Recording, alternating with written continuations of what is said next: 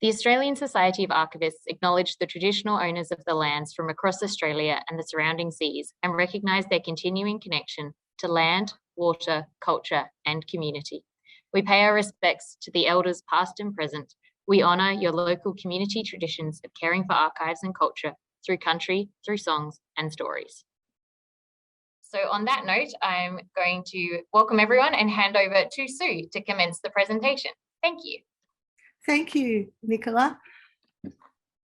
And thank you very much, everyone who's joining us today for participating in this webinar relating to the Charter for Lifelong Rights in Childhood Record Keeping in Out-of-Home Care.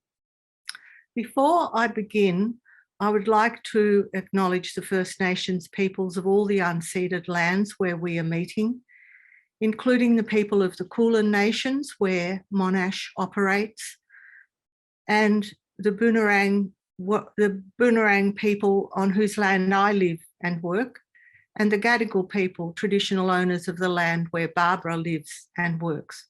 We pay respects to their elders past, present and emerging, and First Nations peoples participating in our webinar today. This slide gives you an overview of what we are going to be talking about. First, to give you some background and context of the Charter, to introduce the Charter itself and talk about its development, and also to talk about its endorsement by a growing number of stakeholder organisations. And we are certainly hoping that the ASA will join that group. Barbara will introduce the implementation toolkit that she has developed relating to how to implement the Charter, the real nitty-gritty practical stuff. And then she'll go on to discuss the relevance of the research to the broader record-keeping environment. And there'll be time at the end for discussion and to address any questions that you have. So many of you will know that Monash and Fed Uni researchers have been undertaking a long-term project, Rights in Records by Design. And those involved in the Rights Charter research component are listed on the slide. We've presented on the issues and outcomes at ASA conferences, and we've published papers in archives and manuscripts, including the latest issue. As a profession, we've been alerted to record-keeping issues through powerful and heartbreaking presentations and advocacy by care leavers, including Dr. Frank Golding, OAM, and Dr. Jackie Wilson, who are part of our research team, and from Royal Commissioners investigating the institutional responses to sexual abuse. And as many ASA members would know, Justice Jennifer Coates has taken a very particular interest in this area. Many will be familiar with record-keeping issues of critical concerns to communities such as the stolen generations, first highlighted in recommendations of 2 Royal Commissions, one into deaths in custody and one into the removal of Aboriginal children. And sadly, many recommendations, including some of the record-keeping ones from those inquiries, have never been fully implemented. Rights in Records by Design has not been focusing on continuing to identify and diagnose records issues of the past. That work has been done and has been dwelt on. Its focus is on making a difference now and into the future through transformative practice, to take action now, finding ways of addressing systemic and organisational issues so that the problems so graphically brought to our collective attention don't just continue to recur and recur. Of critical importance is the engagement of the community representing and advocating for children in care and care leavers. And in all the work that we've done in this project, those with lived experience have been partners and co-researchers. We research with the community, for the community, not on the community. And that is one of the core principles that underpins the research that we do. An early draft of the Charter was presented to the 2017 National Summit, in which ASA members participated. It brought together for the very first time young and old care leavers, stolen generations, support and advocacy groups, service providers, social workers, educators, researchers, staff from the archival institutions, and lawyers focusing on addressing the failure of record-keeping systems to meet the lifelong identity, memory, cultural, accountability, and information accessibility challenges and needs of those caught up in the system in the 20th and into the 21st centuries, and to agree on how to work towards transformative practice. Further development of the Charter was endorsed and became part of the Summit's national framework for record keeping in out-of-home care. The Charter is a response to record-keeping failures and weaponisation of data and records, to years of advocacy in the out-of-home care sector and the stolen generations and First Nations sovereignty movements, and the call for record-keeping rights to enable the exercise of human rights and child rights, self-determination and participation. The Summit partners and participants imagined transformed participatory record-keeping for children and young people in care, and it's captured wonderfully in the graphic on this slide. They saw a shift away from organisation-centric records of control and surveillance towards child-centred record-keeping. And I think many of us more generally emphasise with the need for people-centred record-keeping rather than focusing only on the needs of organisations. Aboriginal and Torres Strait Islander participants emphasised the role that record keeping can and should play in truth telling and connecting to country, community and culture.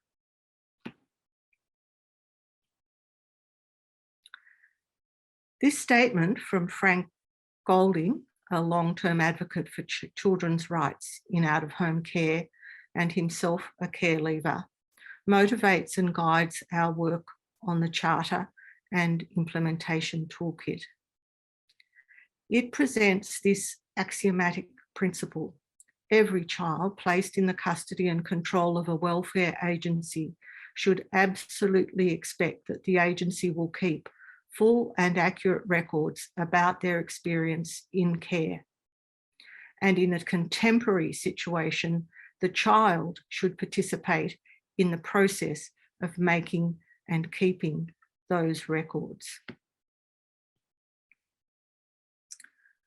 The Charter is grounded in the lived experience of care leavers, sourced from inquiry, testimony and advocacy of care leavers and members of the stolen generations, from the voices of children in care today, strongly and powerfully represented in reports by CREATE, State Child Commissioners and Guardians, Indigenous service and advocacy organisations, research findings, and very significantly, the works that are authored or performed by care leavers and stolen generations themselves, which include histories, memoirs, novels, and artwork, and is increasing and very important body of literature that I think all archivists should try to track down and read.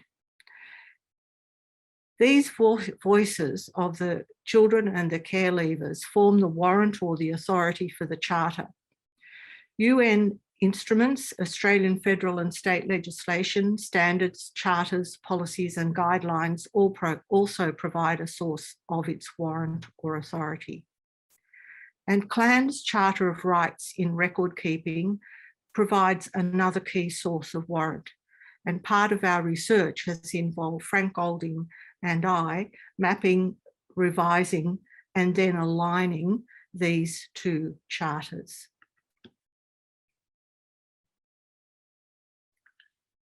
We've got a new graphic and it illustrates how the Charter specifies the rights in records and the framing rights for the record keeping rights. It relates to childhood records during the time that children and young people are in care and throughout their adult lives. It includes framing and record keeping rights, as I said. Its core principles are child safety and wellbeing, including the cultural safety of Aboriginal and Torres Strait Islander children and self-determination linked to archival agency and autonomy. It aims to support the critical and thus far largely unmet information and record keeping needs of children in care and care leavers, to strengthen their human rights as record keeping rights enable exercise of child rights and human rights, to strengthen their voices in all decision-making that affects them, including decision-making about record keeping itself, and to empower communities to refigure their past experience as a component of addressing trauma, and to reimagine systems to embed concepts of cultural safety, well-being and healing. Articulating an extensive warrant-based suite of rights in the Charter will support community advocacy, which is ongoing, for adoption of a more extensive suite of rights in records across all jurisdictions involved through legislative and policy change. So the framing rights for the Charter derive from human and cultural rights relating to having a voice in all matters that impact on us, remembering and forgetting, identity, truth-telling and accountability. And they are interdependent. So for example, participation is central to a process of building accountability and promoting good governance in organisations. Now I've got just 3 slides left which specify the record keeping rights related to these framing rights. They begin with the extending of the right to participate in all matters, which comes from that human rights framework and the Child Rights Charter, to record keeping itself, including records creation, decision-making about access, use and records retention or destruction, and setting the record straight. This is essential if records are to be full, accurate and reliable as specified in the Royal Commission's record keeping principles. As a profession, we need to reimagine our definitions of full, accurate, reliable records, which have tended again to be organisation-centric. They need to be inclusive of the voices of all those involved in the events and processes that the records evidence. And as an aside, I think while this is very important in the out-of-home care sector, it's something that we should be looking at much more generally as well.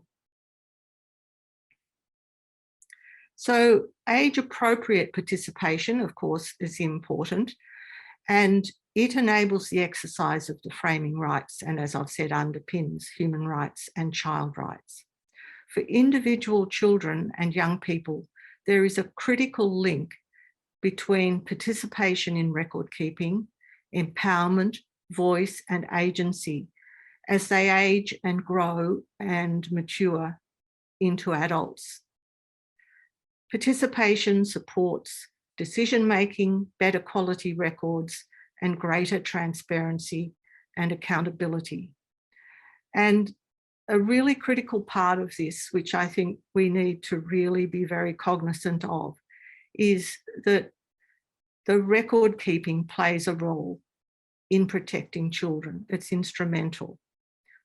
we know from the research, passive, silenced children denied information are much more vulnerable to abuse.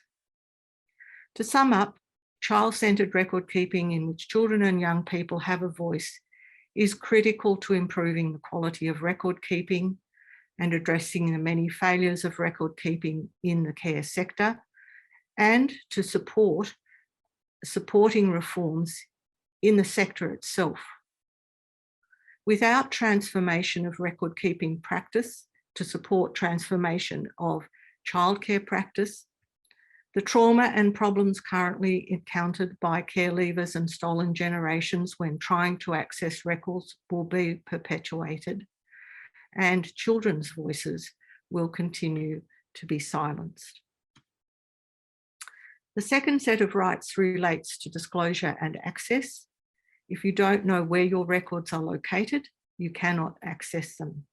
Proactive disclosure rights are essential enablers of access rights, and in fact, of all other record keeping rights. And to be able to exercise your rights to access to records from an informed basis, you also need a right to access records expertise and advocacy, which are also essential enablers.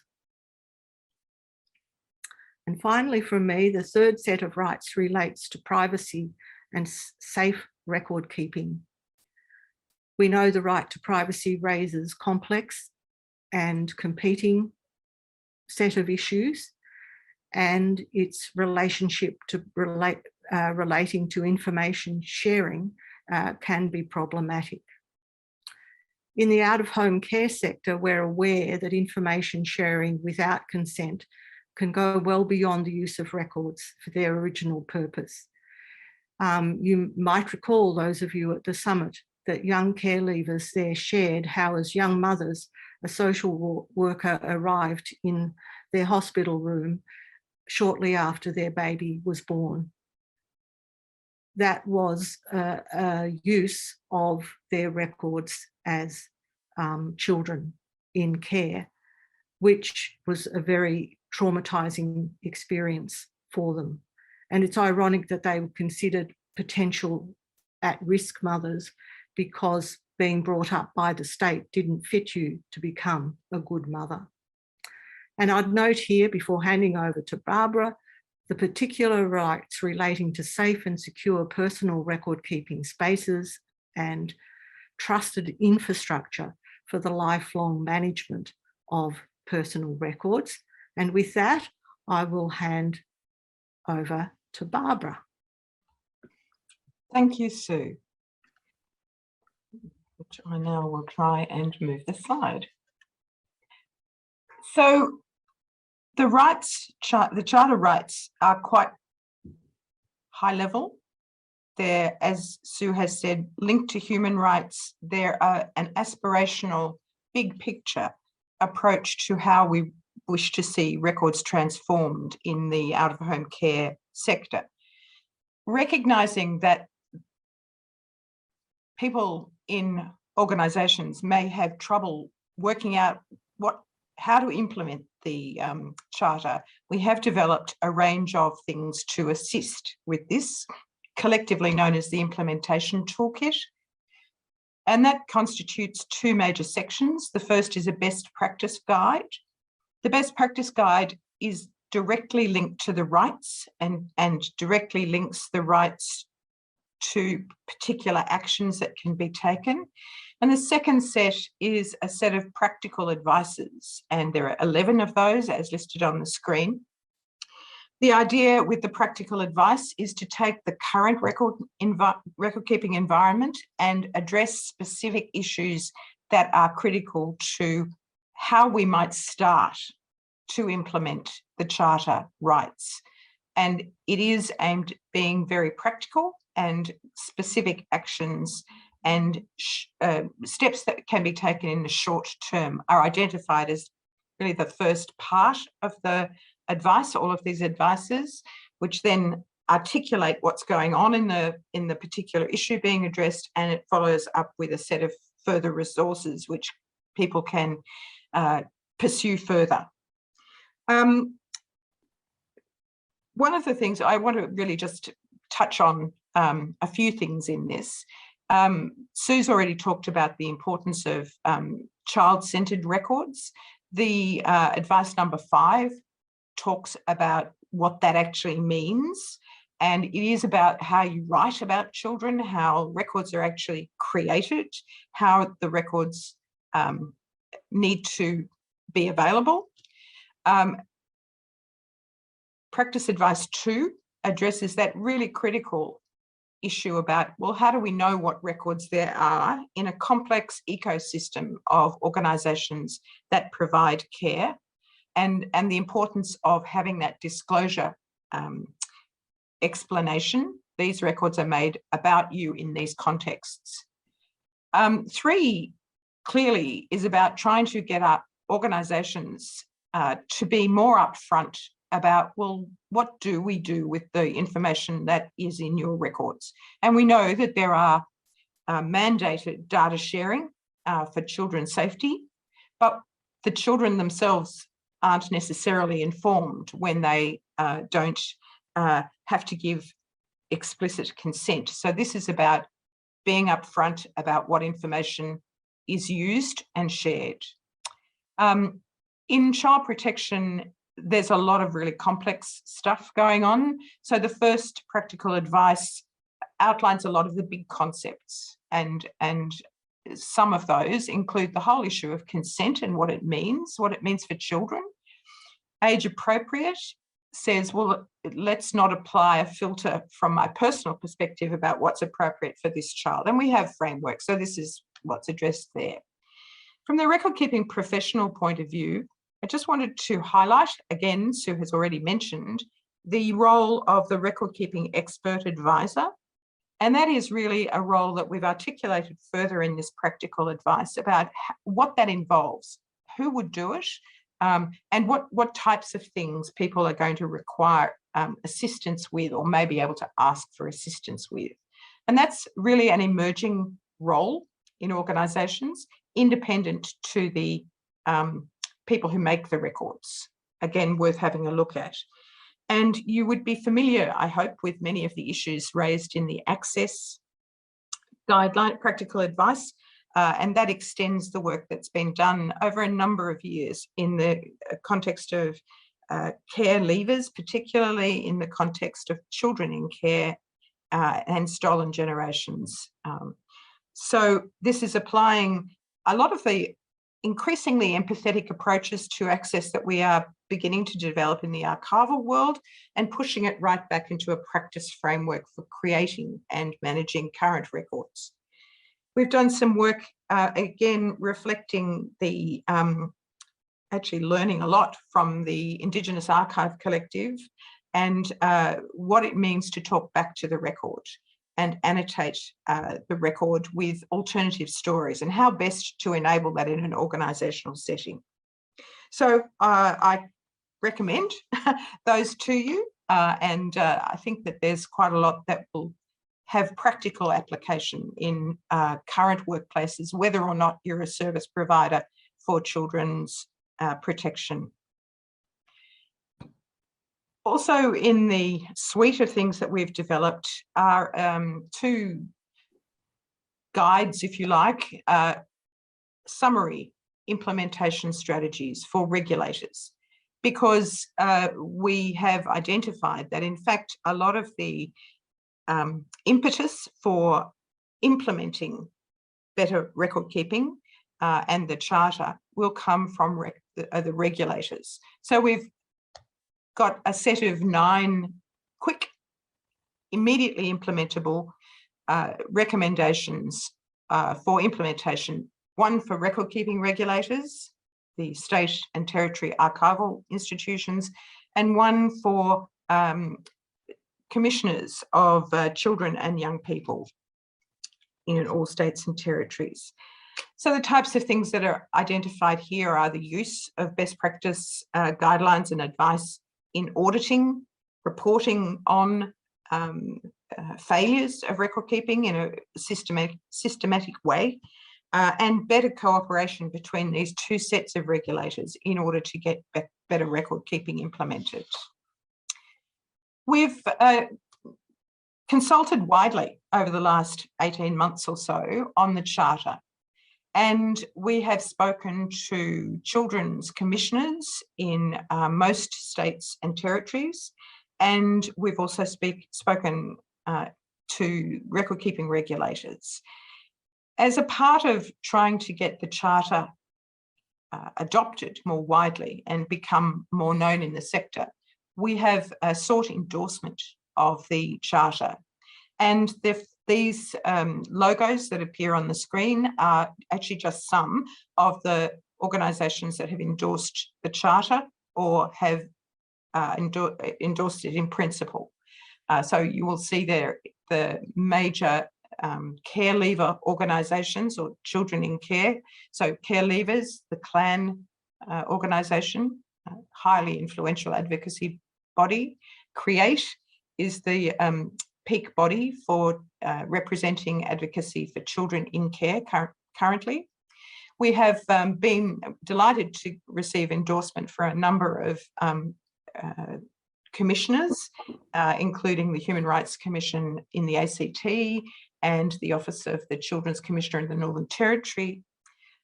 We've had practical implementation from service providers such as CAFS, which is a service provider in the Ballarat region of Victoria. And we have also received support from VACA, one of the Aboriginal controlled organisations in healthcare, but we'll talk a little bit more about that in coming slides. And you'll see that there's a very strong representation and endorsement of the record keeping agencies, the archival agencies at state level. Very pleasingly, the New South Wales Information Commissioner and the New South Wales Privacy Commissioner have also indicated their support for the aims of the Charter. So we're very pleased with that. But of course, if there are any organisations that you represent who would be interested in endorsing, we would be delighted to speak to you. But that's a very strong, we hope, statement of what we think the impact of the Charter will be on practice. We've spent some time over the last period doing fairly proactive advocacy to highlight the issues of records and record keeping to inquiries and reports. We've been advocating for the inclusion of record keeping rights in laws and standards and other charters into the sector. We've been engaging with a range of commissioners responsible for children and young people, with UN agencies and service providers, as well as, of course, with the directly with the advocacy communities represented by Clan, Create, and the Indigenous Archive Collective. We've made a number of submissions on these rights in a variety of contexts. And the website is still in development, but coming real soon now. And so that will be the site that you can download all of these resources we've been speaking about. And that will be on the Monash University Faculty of IT web pages, and we will promulgate the final URL when it is available. So we certainly hope that you will go and look at this, these tools that we've developed. So I want now to move to the broader context and think about what you could do now, regardless of whether you're in an implementation environment providing children's services or not. This is a bit speculative, but broadens out the aims of the Charter and the implementation toolkit. So obviously we would advocate that if you're in an organisation where any of these rights might be appropriate, we would urge you to think about endorsing the Charter. This Charter is designed for one community. And it's a particularly important, as we've identified, community that themselves have advocated clearly for the importance of records. But human rights apply to all communities. And because the Charter is developed from and embedded in a human rights approach, this approach to record keeping, creating a mandate, if you like, a high-level principles-based approach, may be applicable to a much broader range of communities. And we've done some work, preliminary work, about what is core and what then relates to specific communities. But there are a number of other communities that you could think of that this type of approach would have a relevance for. Refugees is a community which have got a particularly sensitive view of records, record keeping, ownership of records, rights around records. And here we have been working with a wonderful project called the Refugee Rights in Records, which is an initiative of the Centre for Information as Evidence at UCLA under Professor Anne Gilliland. So they have taken the refugee realities and growing realities, we hate to say, in the world, and looked at how the rights-based approach may assist that community. But there are other communities also that we can think of that would potentially be assisted by a rights-based approach. In fact, it's any community which is either subject to or at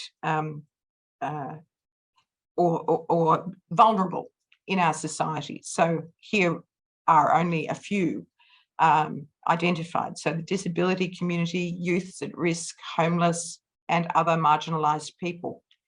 But very importantly, and I go back to a point Sue made really early on in the presentation, nothing can be done without the involvement of the community.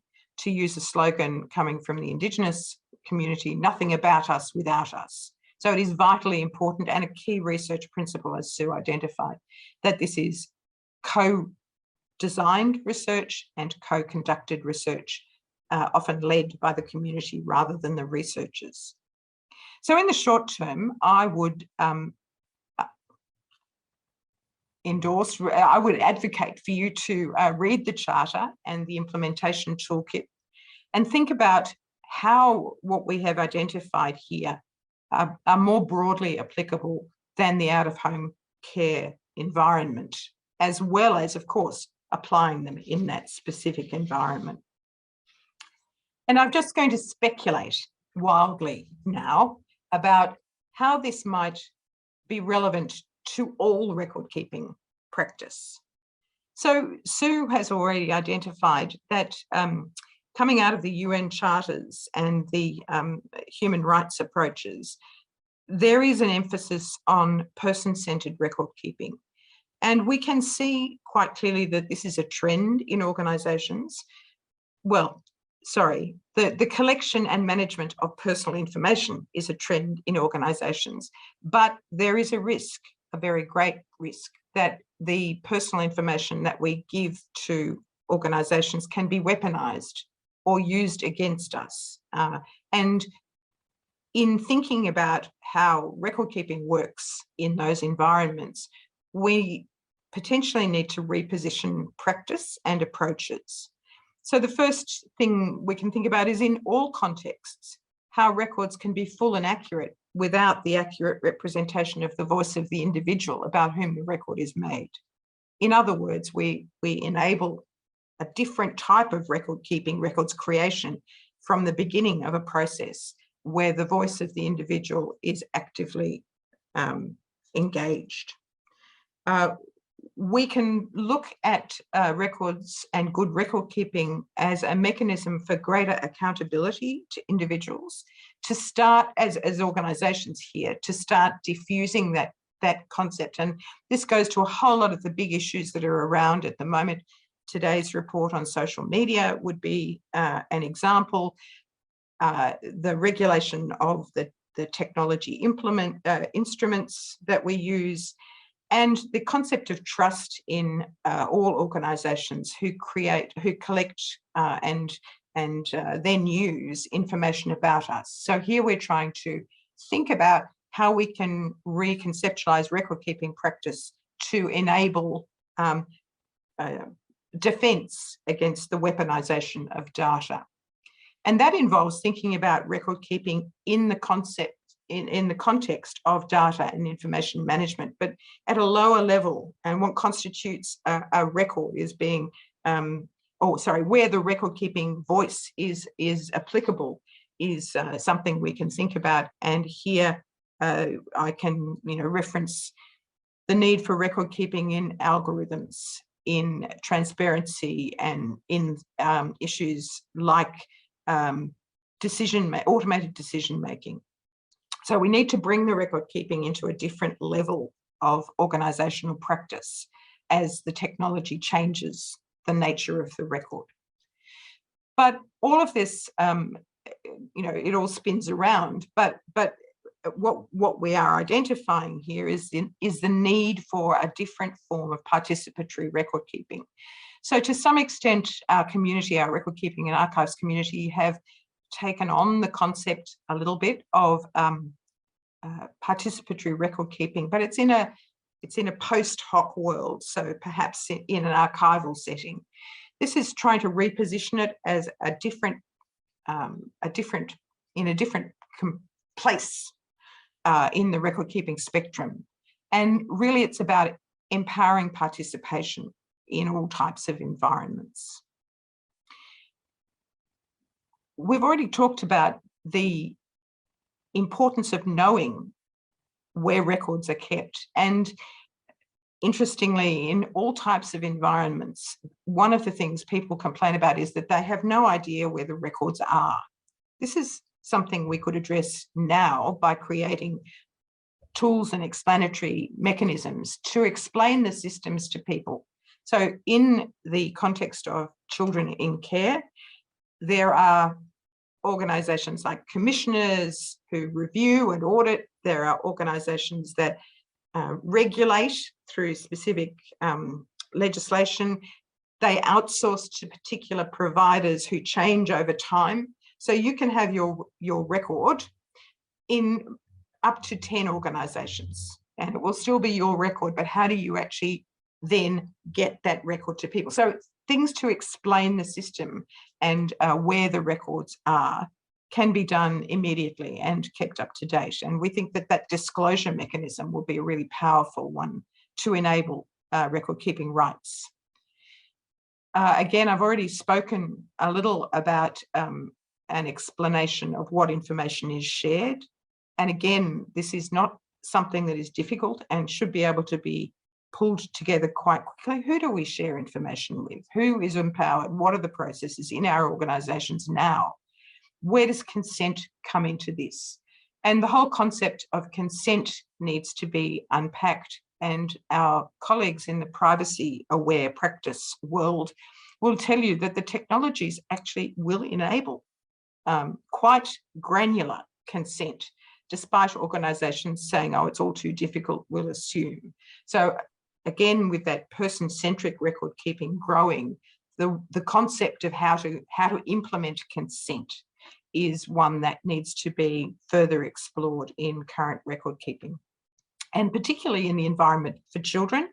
And we should not assume that children are incapable of giving consent.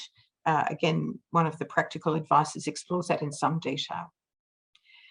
Another quick thing that we can do in the broader record keeping environment is to actually give records to the individuals concerned with those incidents, transactions, whatever, at the point at which they are being created. Again, a small change which would make potentially an enormous amount of difference. We really need to watch our role as gatekeepers to records. And now clearly we're all working in a legislative environment and an organisational environment, but shaking those bushes a little bit to actually facilitate people getting access to records about themselves and enabling family access, if a person has passed away or gives their consent, will significantly affect and we think improve the ability of individuals to exert their rights and their human rights over time. So this is about, there are already quite a number of guidelines enforcing this. And again, the New South Wales Information Commissioner has been very strong in this. But again, it cascades out. It is not necessarily restricted to the environment of children in care. Again, I've already spoken a little bit about the talking back to the record concept. There are existing rights to annotate records in freedom of information environments, but we could broaden that very significantly. And there's some issues around how you do that in organisational systems. And generally speaking, we are at the present time somewhat hamstrung by global waves of technology, and organisational systems as a whole cannot yet be responsive to these types of changes that we are advocating. So they are organisation centric. They privilege the organisation. They don't privilege the person. We can think about what types of functional requirements we might want to write for such systems, but I think that we should be realistic and accept that organisational systems are going to take a while to transform. So in the short term, what processes can we put in place to sit around the technologies, not wait for the technologies to do what we would like them to do? And at that point, I think I'm going to hand back to Sue. Sue, are you? Okay, yes. So where are we up to, Barbara? So we're talking about our further research work. Right, okay. So have we got a slide about that? Yes. We do. So we've got two areas that we're going to be focusing on now. Hang on, I have to start my video, don't I? And one of them relates to Indigenous child service providers, because the implementation toolkit, unlike the Charter, has quite deliberately been developed with the target audience in mind of those involved in the non-Indigenous part of the out-of-home care sector, because there are many issues associated with childcare, kinship care for Indigenous children, which are very specific to that community. So we will be working on an Indigenous-led project to extend or to redevelop the toolkit, particularly to apply to Indigenous children. And there are many big social issues involved in that relate to the fact that the whole cultural construct of family in Indigenous communities is different from many other communities. And in fact, in migrant communities as well, there are different constructs, but everything that happens in this sector at the moment is based on the idea of there being a nuclear family for kinship care as opposed to extended families for potential kinship care. So we'll be doing that in relation to the Charter and the implementation toolkit. And then the other one that we have been able to have quite a lot of funding for, and I think we need the next slide, is a really fascinating project that relates to participatory transformative record keeping that would support Indigenous First Nations data sovereignty, and that in turn would support First Nations sovereignty. And we have a wonderful set of partners, particularly from the Indigenous Archives Collective, and we have potential partners in Indigenous organisations and communities, and already some state archives and national libraries that are interested in becoming partners with us in this research. We have secured funding from the White Fund, and the overall goal, as I said, is to see how record keeping and record keeping rights might support First Nations sovereignty, and also how we can support Indigenous data sovereignty, what that means, and what that means for all people who have responsibilities for data, records, information that is about or created by Indigenous peoples.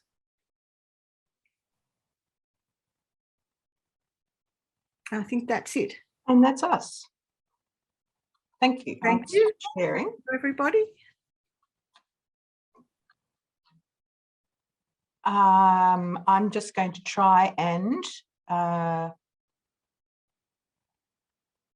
look at the comments and questions. So apologies while I just. So there was a question or a comment from Tracy that the aged care community may be interested in this type of approach. And I think that's very apposite. Thanks, Tracy. Okay. Let's see what questions we have, and please, I welcome you making questions.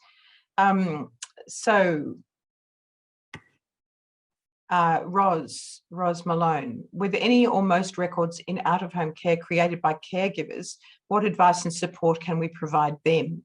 And is this included within our practical advice? I'd like to say that we are trying to write, again, slightly generic practical advice.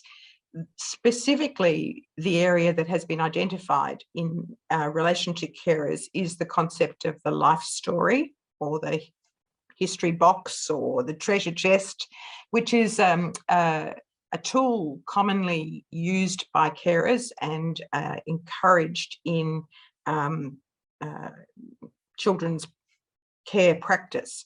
And there's a whole lot of issues around the creation and management and ownership of those types of records, and we've certainly addressed that as a specific topic in the practical advice. It's one of the practical advices. More broadly, we are looking at where the records end up. So we know that this is a highly distributed system. What ends up in which set of the systems is really a big issue. So carers are contracted to service providers, who are contracted to government agencies, who are responsible to legislation, who report to a variety of commissioners.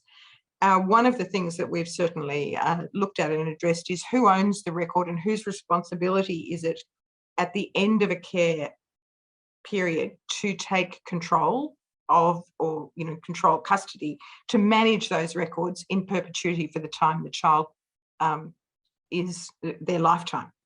So we've addressed that. So the answer is we have not written specific guidance to carers, but we have addressed it in oblique ways in terms of the different levels of systems. Sue, do you have anything you'd like to add there? I think that this is an area that needs a lot more attention, and it hasn't been part of the scope of what we've done. It requires attention in relation to what records do caregivers need, and I know from anecdotal evidence that the sort of records, organisation-centric records that are made aren't always very useful to caregivers when a child arrives in the middle of the night, and the records coming with them don't tell them really important information. And I think the best example of that I've heard is someone who said a small child, a non-verbal child, still an infant, arrived in the middle of the night and was very distressed. And all she wanted to know as a mother was what kind of food is comfort food? What does this child really need by way of nurturing through giving food that would comfort this child. But of course, that never features in the record keeping about the child from the experience of caregivers. That often doesn't feature. So there needs to be a lot more work in terms of what they need to have in the records in order to provide the care that the child needs, and also to support them in doing this. But there are certainly parts of the current implementation guidelines that support them. And I think really the main audience is the service providers and the practice managers in those organisations, and the social workers that work for those organisations. And I think CAFs, who we've worked with quite a lot, something that we may well pursue in our ongoing relationship with them is the sort of training sessions, advice for caregivers in relation to this. Sue, here's a question for you from David Fricker. Privacy is often seen as an impediment for allowing access to records. Could Sue share with us the views that she has from privacy commissioners and other authoritative sources on whether privacy has been misinterpreted or overused? So I think that certainly I've heard a number of privacy commissioners express concern about some of the ways in which privacy law is interpreted and applied in this sector. And as we know, it usually trumps other things. I guess part of the issue with issuing a charter like we have is to say access to records is really important, and the access guidelines are already adopted and attached to any number of things, the standalone ones that were developed. And so these things need to be weighed up by the people who are looking at records. And there are issues that come into play relating to risk and harm in relation to whether you respect privacy or respect somebody's right to access to know who they are. And I think that this is an area that needs now a lot more attention. We're heartened by the fact that the Privacy Commissioner in New South Wales has endorsed the Charter, and I think there have been those expressions at the summit also from a couple of commissioners involved about concerns with the way it's often interpreted. And again, not a lot more nuanced, risk-informed decision-making needs to be done in this place. And we know that CAFs, for example, is certainly starting to look at that kind of decision-making. And that's the agency that we've worked so far most closely with. Kirsten has asked about the record-keeping expert advisor role. How do you envisage this working? What types of issues would they advise and advocate for? Is this meant for someone inside each organisation or more of an external advocate? So this is, Kirsten, the subject of a specific practical advice. And we envisage record-keeping expertise being available on request to a child as we implement this more proactive, rights-based approach to record keeping. We know that record keeping in current organisations, well, actually, it's pretty difficult to instantiate. And so we're envisaging a support person being available on request, independent from the process, to advise children about how they can instantiate their rights. So what does that mean? If we're giving children a greater degree of say in what is written in their records, it's an advocacy role to the practice provider to ensure that the voice is accurately represented. We know that there are apps, for example, being used to increasingly reflect the voice of a child, getting that type of information into the record.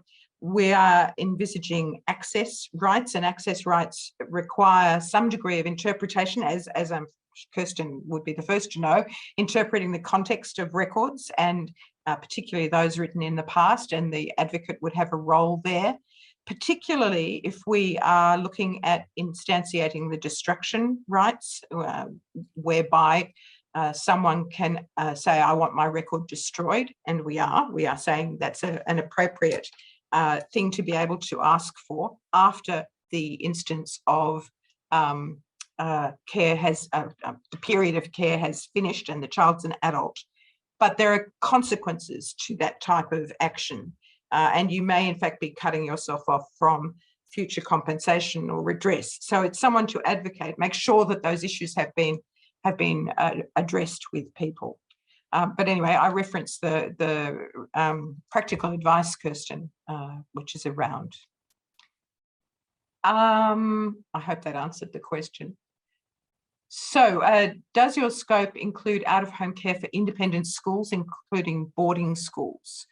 And I'd like to be able to share the presentation. Well, the presentation will be made public by the ASA, and I guess, and we are also intending to put it on the website, so I can address that one. I'm delighted to have it shared with the CEO. In terms of boarding schools, our focus has been on the institutional government-centred children, understanding that boarding schools have been defined by the Royal Commission as an environment where you may consider this to be residential out-of-home care. But I think the issues are somewhat different. We are really looking at people who have been alienated from their families one way or another.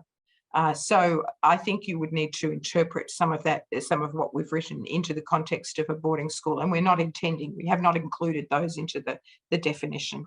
Sue, would you like to say anything more there? I think it's interesting because obviously the record keeping for children who are part of the out-of-home care sector, who are attending school, those records also, you would hope, are done in a way that might align with the Charter. But I think the whole area of schools, both boarding schools, independent schools, government schools, day attendants or boarders, is out of the scope of what we've done, because you'd need to research thoroughly what are the needs in those environments, and do you want a more general Charter of Rights for children in schools developed that would be applicable across schools. So that they're the two comments I'd make.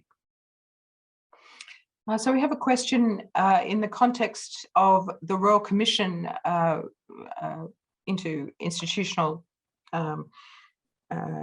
responses to child sexual abuse, and noting that they identified that even very senior bureaucratic roles didn't understand the need for trained professional record keeping. So the Charter will be welcomed by professional record keepers, but what is the best way to reach out to senior administrators in non-government bodies so that they really understand, support and implement the Charter? I'm going to start off with this one and say that's kind of why we went to the regulators as a really instrumental lever. So if you create the environment in which record keeping becomes a more accountable and reportable instance, you raise the profile within organisations. So that was part of our implementation strategy, but this is an ongoing challenge that we all face. And I think that as we know, and how old is the Bringing Them Home report now, we know that it's not a quick fix and it is a long-term endeavour. Sue, do you want to add any more there? I think that, I mean, we as researchers and we as members of the record-keeping archival profession, we need to see what our particular focus and responsibility is for, and what the roles of other people in the system are. So as Barbara said, I agree, people like the commissioners and guardians are the people that I think are best placed to take up these kinds of issues, which apply specifically to record keeping, but more generally as well to the behaviour. And that's why we've said we've developed a set of guidelines for regulators in the area, which include guidelines on the sort of record keeping frameworks and infrastructure that should be in place, that they should take responsibility for pursuing that. Right. James has just notified us that this will be the last question. So, but please do get in touch with us if there's any more. But this is a question from Joe around who holds the record keeper accountable for processing accurate and truthful, non-biased records. In the case where, for example, a foster child gives an account of that experience under the care of a welfare system, and the organisation, who is the record keeper, gives their perspective, and they may omit certain details so as to avoid being held liable for anything the child has discussed. Is there anything within the Charter that ensures record keeping processes aren't tampered with? So look, this is a reality, and this is in fact what we're trying to advocate against. So to be absolutely fair to the social work profession, those that have tuned into this issue are very responsive, and social work itself has done quite a degree of transformation in terms of enabling the voice of the children. And so there is a transformation in practice ongoing.